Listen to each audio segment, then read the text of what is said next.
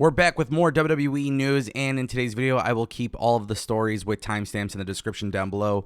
Just a quick thank you to everybody who wished me a happy birthday. And now let's jump right into it, guys. We're going to talk a little bit about WWE and some major plans, and this time it's starting off with Asuka.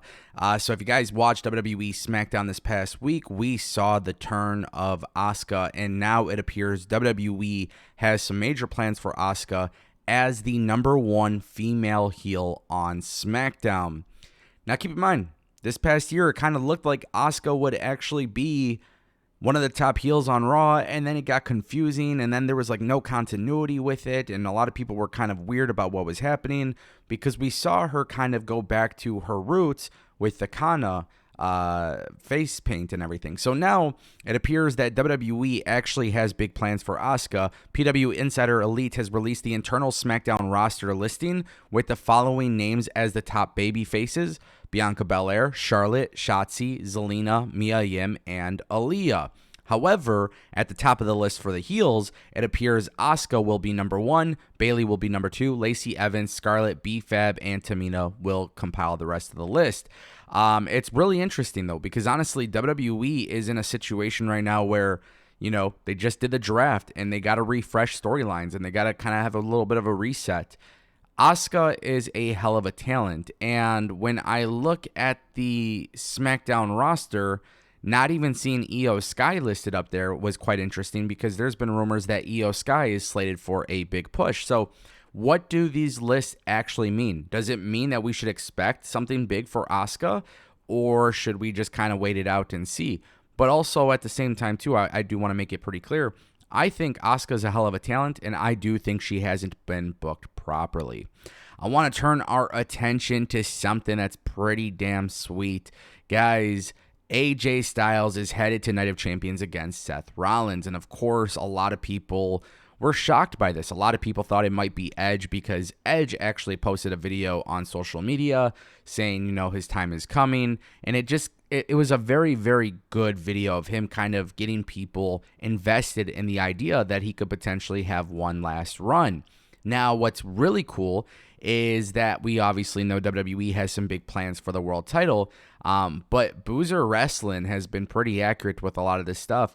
And for those who don't know, WWE doesn't want this title to feel like the B Championship.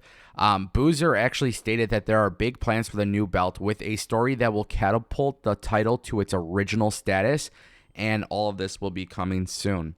So here's the crazy thing, especially with AJ Styles.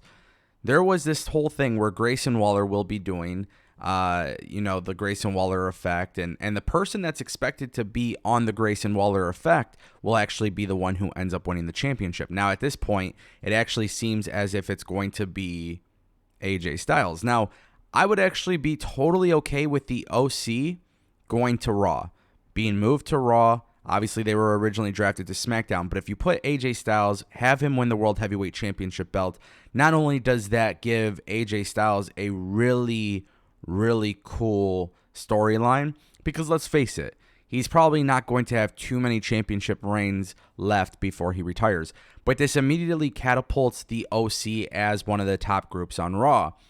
And then I think if you're trying to build a babyface, who obviously isn't Cody Rhodes, you could do something very unique and very special with Seth Rollins chasing AJ Styles, and they could run it back for SummerSlam, they could run it back for Royal Rumble, they could run it back for WrestleMania, whatever they actually choose.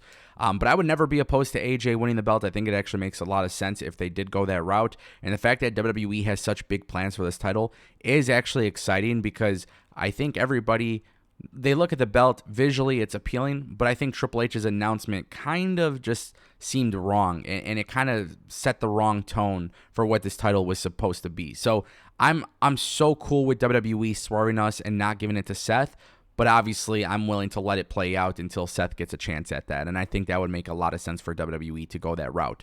Plus, long term, you could also do stuff with the Judgment Day and the OC and so much more. Guys, I want to turn our attention to Mandy Rose. Mandy Rose is definitely getting people talking. As you guys know, she was let go from WWE not that long ago, but she left the company. Then on her Instagram, She was asked about a potential return to the company, and she simply responded saying, I don't know. I don't know what the future holds. So, ... Now, obviously, Mandy Rose coming back to the company would be a pretty big deal. But before you could talk about the return to the company, you have to understand kind of what happened. And with Mandy Rose and her release and everything, there has been so much he say, she say, where I don't think a lot of people truly understand exactly what happened or why WWE actually made the decision. But also at the same time, too, from a business perspective, I could understand, based on what was reported, why WWE would sit there and say, you know what, we can't do this, right? Now, the thing is, with WWE and their women's division, I feel like enough time has passed where this actually might not even be a big deal to the company. And I think, for the most part, Mandy Rose can easily come to an agreement with WWE. If they don't want her doing, Fan Time or any of those, subscription sites, if they don't want her doing it, if that's something that they don't want them doing, obviously, I can understand why. Obviously, in WWE's situation, though, if you pay people pretty well, you give them a little bit of freedom outside of the ring, right? You can make some serious money with these people. And I think WWE bringing Mandy Rose, bringing her back to the company would not be a big deal if they could figure out a way to make it work. And then also, too, is Mandy Rose really going to come back to the WWE, or is she just putting this out there to get people talking about her? Because, that's really large. It's a large part of being a wrestler not signed to WWE or AEW. Technically, she's a free agent. She can go anywhere. We haven't seen her join AEW. We haven't seen her join Impact. And for months, there was rumors that all these companies were supposedly interested in her. So you have to wonder why she isn't wrestling for those companies. And then you have to wonder, would it make more sense for WWE to bring her back? And I think in the sense of actually utilizing her and beefing up the women's division, you can do that. And I don't want anybody to get it confused. Mandy Rose had a hell of a run in NXT. She went back to NXT and revitalized her career.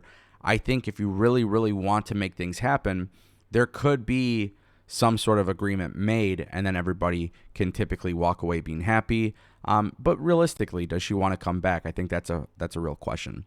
And guys, we got some bad news for Randy Orton. The doctors have apparently told Randy Orton not to return to the ring.